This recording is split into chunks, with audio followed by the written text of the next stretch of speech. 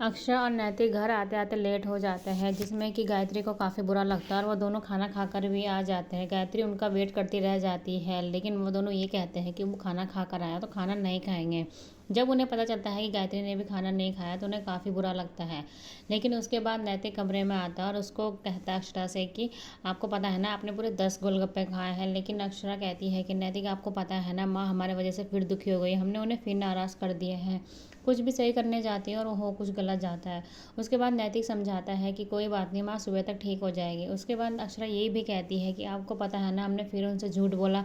लेकिन नैतिक कहता है कि अगर हम उन्हें सच बताते कि हमने उनका दिया हुआ नाश्ता नहीं खाया और वो गलती से गिर गया, भले ही हमसे गलती से गिरा हो, लेकिन गिरा तो है ना, जिससे माँ को और बुरा लगता है। और फिर नैतिक कहता है कि आप सोच जाइए, सुबह बात करेंगे।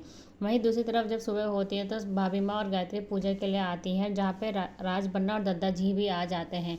लेकिन नैतिक अक्षर नहीं आते हैं। उसके बाद दद्दा जी पूछते हैं कि बहू नहीं आई और ना ही नैतिक आया, तो कहते हो सकता है कि वो लोग तैयार हो रहे हो, आ रहे हो। उसके बाद गुलाबों को पता चलता है कि जो गाड़ी में नाश्ता गिरा है वो गुलाबो देख लेती है और वो जानबूझ के गायत्री के सामने लाती है ताकि गायत्री को दिख जाए। उसके बाद गायत्री को दिख जाता है कि जो नाश्ता है वो नैतिक और अक्षर ने नहीं खाया, बल्कि उन्होंने झूठ बोला है। उसके बाद आपको ये दिखाया जाएगा कि नैतिक के जो पेट में है वो दर्द होने लग जाता है, क्योंकि रात को उसने बाहर की चाट खा ली थी।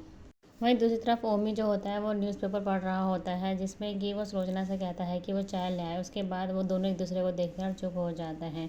वहीं दूसरी तरफ सभी लोग गायत्री, राजबन्ना, भाभी माँ और दद्दा जी पूजा कर रहे होते हैं। और जब वो अक्षरा को देखते हैं कि उसके हाथ में गर्म पानी की बोतल है, तो वो पूछते हैं कि आखिर बात क्या, और तुम लोग सुबह से आए क्यों नहीं पूजा करने के लिए।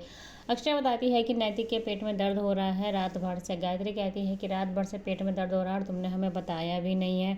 वहीं दूसरी तरफ राशि काफ़ी परेशान होती है और खाना बनाने में उसका मन नहीं लगता है, जिसमें कि सुलोचना आती है और वो कहती है कि तुम्हारे काका को बिना तुलसी के पत्तों की चाय पसंद नहीं आती, सुबह उन्हें तुलसी के पत्ते चाहिए ही होते हैं चाय में। वहीं नैतिक का पेट दर्द बढ़ता जाता है तो सभी घर वाले उसके पास आ जाते हैं। उसके बाद गायत्री जो होती है वो टोन टोन में अक्षरा को सुना रही होती है और कहती है कि जब तुझे पता है कि तुझे बाहर का चटपटा मसाला वाला खाना बिल्कुल नहीं पसंद है तो तू क्यों खाता है। उसके बाद अक्षरा जो होती है वो कहती है कि लाइए माँ, मैं मदद कर दूँ, लेकिन गायत्री मना कर देती है। गायत्री कहती है कि मुझे पता है, रहने दो, अब मैं कर लूँगी। उसके बाद नैतिक को दवाई भी देते हैं, लेकिन नैतिक जो होता है वो मना कर देता है दवाई खाने से। वो कहता है कि आपको पता है ना कि मैं दवाई खाता हूँ तो मुझसे नहीं हो जाता है, वो वापस आ जाती है। उसके बाद भाभी माँ कहती है कि ठीक है, हम तिल काढ़ा बना के लाते हैं, चूरन देते हैं। उसके बाद अक्षरा भी काफ़ी परेशान हो जाती हैं। अक्षरा ये सोचती है कि मैं चाहे कितनी भी कोशिश कर लूँ, फिर भी आप मेरे लिए इतना सब कुछ करते हैं और मुझे पता ही नहीं है बाहर के खाना खाने से आपको तकलीफ़ होती है।